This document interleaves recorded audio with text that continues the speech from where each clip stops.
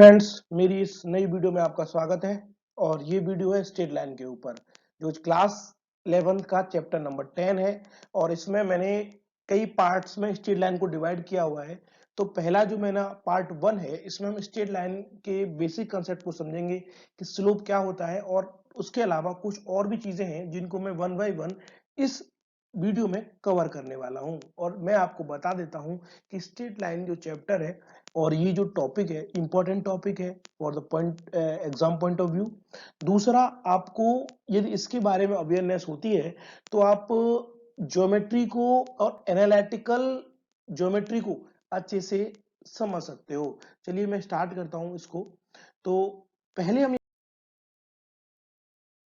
Want to be discuss में किस किस पॉइंट को इस वीडियो के अंदर कवर करने वाला हूं। तो पहला पॉइंट आपको दिख रहा है आपके सामने, स्लोप ऑफ अ लाइन। किसी भी लाइन का स्लोप क्या होता है और किस तरह से उसको डिफाइन करते हैं, पहली चीज आपको समझाऊंगा। दूसरा पॉइंट क्या होगा, मेरा दूसरा टॉपिक क्या होगा इसमें, slope of a line when coordinates of any two points on the line are given. यानी कि एक लाइन के ऊपर दो पॉइंट हैं, दोनों के कोऑर्डिनेट हमें गिवन है। कोऑर्डिनेट ज्योमेट्री पढ़ा चुका हूं वीडियो में, आप उसको देख सकते हो। तो उन दो पॉइंट की हेल्प से हम किसी भी लाइन का स्लोप कैसे निकालते हैं, ये समझेंगे। तीसरा, कि condition of parallelism and perpendicularity of a line. यानी कि दो लाइन है, दो लाइन इंटरसेक्ट करेंगी, यदि वो दोनों इंटरसेक्ट करती हैं तब उनके बीच में एंगल क्रिएट होगा। तो वो यदि परपेंडिकुलर है तो इस बात की क्या कंडीशन होगी इन टर्म्स ऑफ स्लोप। और ये दोनों लाइन कभी भी इंटरसेक्ट नहीं करती हैं, यानी दोनों पैरेलल है, तो उस कंडीशन में हम किस तरह से कैलकुलेट करेंगे, बाय यूजिंग देयर स्लोप, ये भी समझेंगे क्योंकि हम स्लोप पढ़ रहे हैं। उसके बाद एंगल बिटवीन टू लाइंस। तो दो लाइन के बीच में ये दोनों इंटरसेक्ट कर रही हैं, यदि एंगल बन रहा है तो उसकी कंडीशन क्या होगी और उनको कैसे कैलकुलेट करते हैं। और मेरा लास्ट टॉपिक रहेगा कोलिनियरिटी ऑफ थ्री पॉइंट्स। यदि तीन पॉइंट एक ही लाइन के ऊपर है, मैंने इसे पढ़ा पहले पढ़ाया हुआ है कोलिनियरिटी के ऊपर, जो ज्योमेट्री क्लास 10th की मैंने वीडियो बनाई हुई है, उसमें मैंने ज्योमेट्री, कोऑर्डिनेट ज्योमेट्री में आपको ये सारी चीजें बताई हुई हैं कि लाइन का तीन लाइन कोलिनियर है, सॉरी तीन पॉइंट कोलिनियर है, तो उसी कंडीशन क्या होती है। फ्रेंड्स, बढ़ते हैं। पहले हम बात करने वाले हैं स्लोप ऑफ अ लाइन। किसी लाइन का स्लोप क्या होता है। तो फ्रेंड, यहाँ पर मैं बता देता हूँ आपको। देखो यहाँ पर सबसे पहले, क्योंकि कोऑर्डिनेट ज्योमेट्री के अंदर है सारी चीजें, ये लाइनें सीधी नहीं आ रही हैं, इन लाइनों को सीधा ही बनाऊंगा मैं। सीधी बन जा भाई, सीधा बनाया मैंने, थोड़ा सा ट्राई किया है इसको सीधा बनाने का। देखो ये वाला आपको पता है एक्स एक्सिस है, ये इस तरह से बना दिया एक्स डैश, यहाँ पर मैंने लिखा वाई और यहाँ पर लिखा वाई डैश। और ये दोनों लाइनें जहाँ कट कर रही हैं ये ओरिजिन कहलाता है, जिसके अकॉर्डिंग होते हैं 0,0। अब friend, theta is the inclination of a line, then tan theta is called the slope और ग्रेडियंट ऑफ द लाइन। यानी कि मैंने यहां पर एक लाइन ड्रॉ करी, ये लाइन ड्रॉ हो गई जिसको मैंने नाम दिया L1। यदि ये L1 लाइन है तो यदि ये x एक्सिस के साथ जो एंगल बना रही है, जो इंक्लिनेशन है इसका, जिसको मैं थीटा कह रहा हूं, वो हमारा कहलाता है, यदि उसको tan थीटा के टर्म में रिप्रेजेंट किया जाए, तो जिसको मैं m से रिप्रेजेंट करता हूं, स्लोप को मैं m से रिप्रेजेंट करता हूं, जो किसके बराबर होता है, tan थीटा। tan थीटा क्या कहलाता है, स्लोप कहलाता है, ये बात आपको याद रखनी है। और ये क्या होता है, इंक्लिनेशन होता है लाइन का एक्स एक्सिस के साथ। आप देख रहे हो यहाँ पर ये इंक्लिनेशन कहलाएगा tan थीटा। यहाँ तक बात आपको समझ में आ गई। ये थीटा हमारा क्या कहलाएगा, tan थीटा, ये कहलाता है स्लोप, और स्लोप को रिप्रेजेंट करते हैं एम से। अब यहां पर एक बात बताओ, मैंने आपको ट्रिग्नोमेट्री बताई थी, ट्रिग्नोमेट्री में यदि थीटा की वैल्यू जीरो है, थीटा की वैल्यू जीरो है, तो टेन थीटा कितना हो जाएगा, जीरो। और टेन थीटा जीरो हो गया, इसका मतलब एम की वैल्यू जीरो आ गई, यानी कि एम इक्वल टू जीरो, यानी कि स्लोप जो है हमारा जीरो हो गया। ये तो स्लोप जीरो है, और ये लाइन हमने क्या कर दिया, थीटा जीरो हो गया। थीटा जीरो कब होगा, एक्स एक्सिस पे, तो मैं इसको, इस लाइन को एक्स एक्सिस कह सकता हूं। तो इसका मतलब एक्स एक्सिस का slope of x axis, slope of x axis is zero. ये बात आपको, पहला पॉइंट फर्स्ट नोट है मेरा, ये आपको याद रखना है। दूसरा, मैं बताने वाला हूँ। दूसरा मैं ये बताने वाला हूँ कि यदि थीटा इक्वल टू मैंने 90 डिग्री ले लिया तो आपको हमने पता है कि tan 90 की वैल्यू होती है नॉट डिफाइन। अब ये एंगल थीटा 90 कब होगा? देखो अब ये एंगल 90 कब होगा? जब इस तरह से चला जाए, जब इस तरह से चला जाए तो ये 90 बन जाएगा, 90 डिग्री। यानी कि 90 डिग्री ये तो वाई एक्सिस ही हो गई भाई, एक तरह से मैं कह सकता हूँ वाई एक्सिस। तो अब अगला नोट, अगला पॉइंट में क्या लिखने वाला हूँ? अगला पॉइंट ये होगा कि स्लोप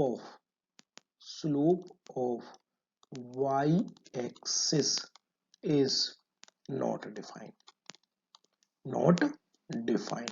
तो दो पॉइंट, नोट वन, ये वाला नोट और ये वाला नोट टू, ये दोनों नोट आपको याद रखने हैं। इसके बाद अब देखो, दूसरा टॉपिक था मेरा slope of a line when coordinate of any two points on the line are given. यानी कि यहाँ आप देख रहे हो वाई एक्सिस, एक्स एक्सिस, हमारे यहाँ पर वाई एक्सिस ये वाली, एक्स एक्सिस ये वाली, एंगल थीटा ये है, एंगल थीटा ये है, जिसको टेन थीटा करने पर क्या बन जाता है? स्लोप बन जाता है। और यहाँ पर पी पॉइंट है और यहाँ पर क्यू पॉइंट है। पी पॉइंट के कोऑर्डिनेट हमें दिए हुए x1 और y1, क्यू पॉइंट के कोऑर्डिनेट है x2, y। इस तरह से कोऑर्डिनेट दिए हुए हैं। इसका मतलब ये हुआ कि यदि मैं इसको फिर से यहाँ पर ड्रॉ कर लूं, इस तरह से लाइन को ड्रॉ कर लूं, तो मैं ये इस तरह से लाइन को थोड़ा सही से ड्रॉ करते हैं और थोड़ा सा आपको समझ में आना चाहिए ना अच्छे से। तो ऐसे ड्रॉ करेंगे कि आपको एग्जैक्टली क्लियर हो जाए चीजें, थोड़ा बड़ा बड़ा। तो यहां से मैंने एक लाइन ड्रॉ करी, ये लाइन एंगल बना रही है थीटा। यहाँ पर दो पॉइंट है, ये P और दूसरा पॉइंट है Q। P के कोऑर्डिनेट हमारे हो गए x1 y1, Q के हो गए हमारे Q के पॉइंट के कोऑर्डिनेट x2, Q के हमारे ये मैंने लिखे हुए x2, y2। अभी देखो यहाँ पर मैं क्या कर रहा हूँ कि मैं इस तरह से एक ये इस तरह से ये बना देता हूँ, ये इस तरह से जो बना हुआ है इस तरह से बना दिया, ये एम है और ये 90 डिग्री है। जब ये थीटा है यहाँ पर तो ये भी थीटा होगा, तो ये भी थीटा होगा, क्योंकि ये वाली लाइन पी एम पैरेलल है इस लाइन के एक्स एक्स की। तो यदि पैरेलल है तो ये एंगल थीटा होगा। यदि ये एंगल थीटा है, इसका मतलब इस ट्रायंगल में, किस ट्रायंगल में? In triangle P Q M, P Q M, angle M कितना है? 90 डिग्री है। यहाँ पर सब समझ में आ रहा है हम? यदि मैं आपसे बोलूं कि इस तरह से यहाँ पर लाइन ड्रॉ करूं, तो ये कोऑर्डिनेट x1, यानी कि यहां से लेकर ये x1, ये वाला आपका x2, तो ये वाला डिस्टेंस कितना हो जाएगा? x1 x2 minus x1। Similarly ये वाला आपका y1, ये वाला आपका y2। अब आपसे मैं बोलूं ये कितना होगा? y2 माइनस y1 होगा। क्लियर है यहाँ तक? यानी कि ये वाला डिस्टेंस y2 माइनस y1 होगा, ये वाला डिस्टेंस x2 माइनस x1 होगा। यानी कि मैं इसी ट्रायंगल में लगाऊं tan थीटा इक्वल टू क्या होगा? p अपॉन p होता है, और थीटा के सामने वाला परपेंडिकुलर होता है ये, और ये बेस होता है। यदि ये परपेंडिकुलर है तो मैं लिख सकता हूँ qm अपॉन pm। और qm क्या है मेरा? y2 माइनस y1 है, qm क्या? x2 माइनस x1 है। ये मेरा कहलाया m, slope, slope of a line. किसी लाइन का जो स्लोप होता है वो इस तरह से होता है। तो लाइन की इक्वेशन क्या हो जाएगी? y2 minus y1 equal to m x2 minus x1। यहाँ तक क्लियर है? तो ये कहलाएगा हमारा स्लोप के साथ में equation of line, two point के साथ में। स्लोप निकालने का फॉर्मूला आपको समझ में आएगा, ये स्लोप निकालने का तरीका होता है। यानी कि एम हमने निकाल दिया, slope y2 minus y1 upon x2 minus x1। दो पॉइंट है, यहाँ पर x, यहाँ पर p दे रखा होगा और यहाँ पर q दे रखा होगा। आपसे बोलेगा इस लाइन का स्लोप निकालो, इस लाइन का स्लोप निकालो। तो p और q के जो x और y के कोऑर्डिनेट होंगे उनको हम एडजस्ट करके वैल्यू निकाल सकते हैं। आपको ये बात समझ में आ गई? स्लोप ऑफ अ लाइन जब टू पॉइंट गिवन हो। यहाँ क्लियर हुआ? आगे बढ़ते हैं। y2 minus y1 upon x2 minus अब यहाँ पर अगला पॉइंट आता है condition for parallelism and perpendicularity of lines in terms of their slope. उनके स्लोप के टर्म में उनका पैरेललिज्म एंड परपेंडिकुलरिटी के बारे में डिस्कस करते हैं। तो यहाँ पर दो लाइन दी हुई है L1 L2 और उनके जो एक्स के साथ एंगल बन रहा है अल्फा और बीटा वो दिया हुआ है। मैं थोड़ा एकदम साफ तरह यहाँ फिर से बना देता हूँ इसी को। तो यहाँ पर मेरे पास एक लाइन है, दूसरी लाइन ये है, जो दोनों कैसी हैं, पैरेलल। पैरेलल लाइन की कंडीशन, अच्छा मैं अभी यहाँ पर बताता हूँ। दो लाइन की इक्वेशन क्या होती है भाई, a1x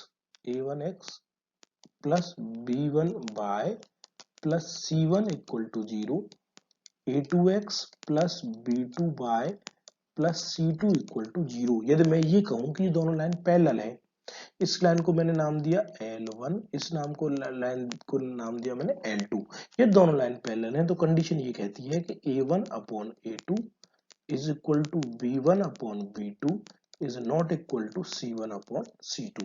ये तो कंडीशन होती है पैरेलल होने की लाइन की। अब यदि ये दोनों लाइनें पैरेलल है और ये एंगल बना रही है यहाँ पर, ये अल्फा, ये एंगल अल्फा और ये एंगल बीटा, ये दोनों लाइनें बनानी है L1 एंड L2, दो लाइन है। इसमें मैं कहता हूं लेट L1 का स्लोप मान लेता हूं, let L1 and L2 are two parallel lines. दो पैरेलल लाइंस हो गई। अब यहाँ पर अल्फा बराबर बीटा है भाई, क्योंकि लाइन पैरेलल है और इसको ट्रांसवर्सल मान लूंगा, बी ट्रांसवर्सल है तो अल्फा इक्वल टू बीटा होगा, और अल्फा इक्वल टू बीटा है तो मैं लिखूंगा tan alpha equal to tan beta.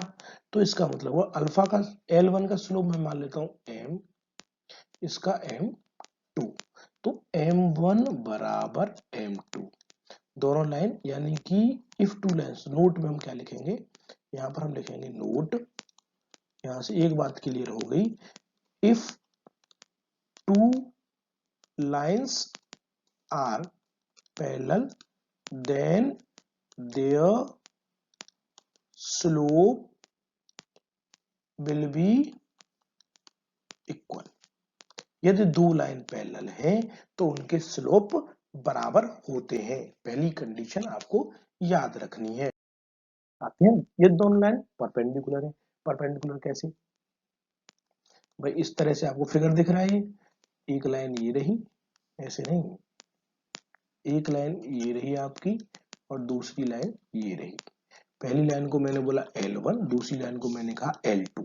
ये एंगल बना रही है 90 डिग्री। अब परपेंडिकुलर है लाइन भाई, L1 का स्लोप मैंने कहा m1, L2 का स्लोप मैंने कहा m2, ये मैं स्लोप है। इसका L1 का एंगल अल्फा, L2 का एंगल बीटा। अब आप इस ट्रायंगल को देखो, कौन से वाले ट्रायंगल को, ऐसे पता कैसे चलेगा, मैं इस ट्रायंगल की बात करता हूँ, ये वाला ट्रायंगल। इस ट्रायंगल में आप ये देखो कि बीटा जो एंगल है ये एक्सटीरियर एंगल है, ये 90 है तो ये भी 90 होगा, और ये अल्फा और बीटा क्या है, इंटरनल अपोजिट एंगल, बीटा के इंटरनल अपोजिट एंगल है, बीटा ये एक्सटर्नल एंगल है, तो अल्फा और 90। तो मैं ये बात तो क्लियरली कह सकता हूं कि alpha plus 90 degree equal to beta होगा, क्योंकि जो एक्सटीरियर एंगल होता है ट्रायंगल का वो इंटीरियर अपोजिट एंगल के सम के बराबर होता है। ये प्रॉपर्टी आपको याद रखनी है। अब इसमें मैं लगाता हूं टेन थीटा। अब सिंपल सा भाई, दोनों तरफ मैं टेन थीटा लगा देता हूँ, tan alpha plus 90 equal to tan beta.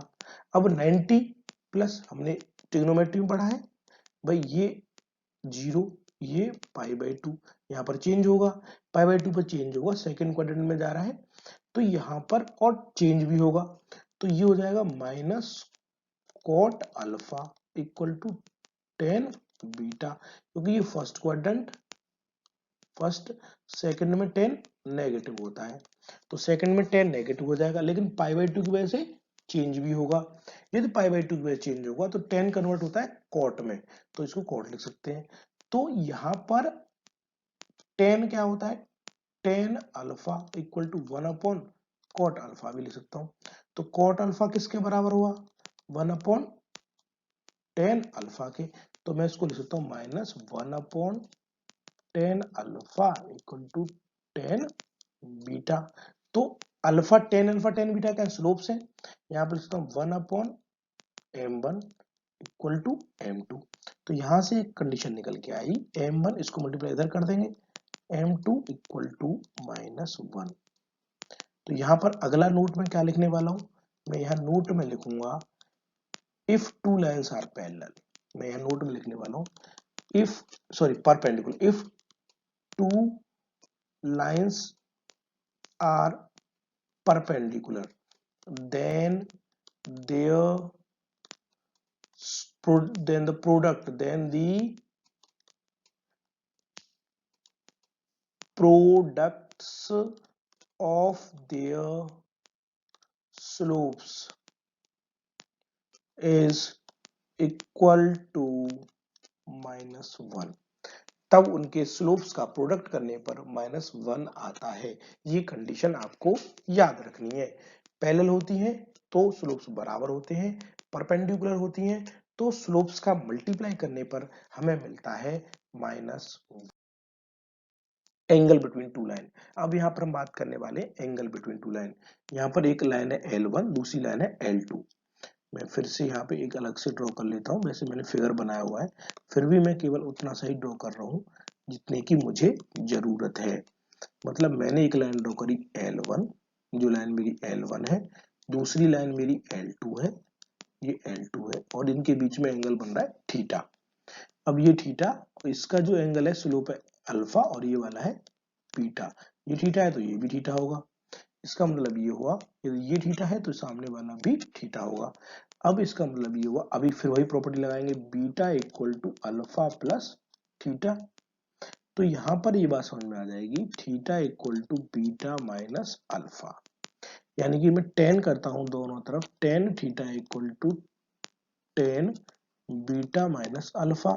Formula क्या यूज करेंगे, टेन ए माइनस बी का फॉर्मूला यूज करेंगे। क्या होता है, tan A minus tan B. Trigonometry में बता चुका हूँ ये सारी चीजें, आपको ट्रिग्नोमेट्री वाली वीडियो को आपको मेरी को देखना होगा। टेन ए टेन बी, तो इसको यूज कर लेते हैं। तो टेन थीटा हो जाएगा tan beta minus tan alpha अपन 1 plus tan beta tan alpha.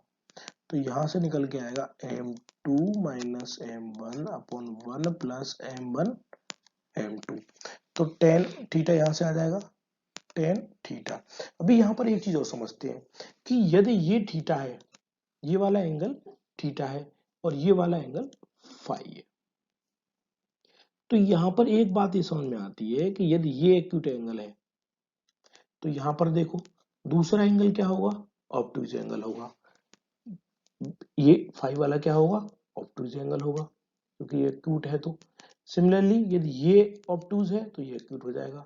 इस कंडीशन में हम लगा देते हैं मोड, हम लगा देते हैं मोड, क्योंकि दो वैल्यू आने वाली है।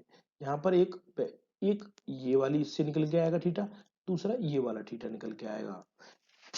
क्लियर है, तो यानी कि ये थीटा की वैल्यू नेगेटिव आती है तो हमारा एंगल कैसा हो जाएगा, ऑब्ट्यूज, क्योंकि सेकंड क्वाड्रेंट में चला गया, टेन थीटा सेकंड क्वाड्रेंट में चला जाएगा तो एंगल हो जाएगा ऑब्ट्यूज।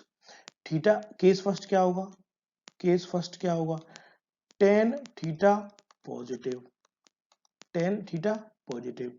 तो थीटा एंगल कैसा हो जाएगा, थीटा एंगल हो जाएगा एक्यूट, और फाई एंगल जो हो जाएगा वो ऑब्ट्यूज हो जाएगा। यदि टेन थीटा नेगेटिव आ गया यानी कि थीटा एंगल ऑब्ट्यूज, फिर फाई एंगल क्या हो जाएगा, एक्यूट, निकल के आ गया। दूसरी कंडीशन क्या है, दूसरी कंडीशन ये है कि 1 plus m1 m2 is not equal to 0, यानी कि m1 m2 not equal to 0, यानी कि लाइन परपेंडिकुलर ना हो।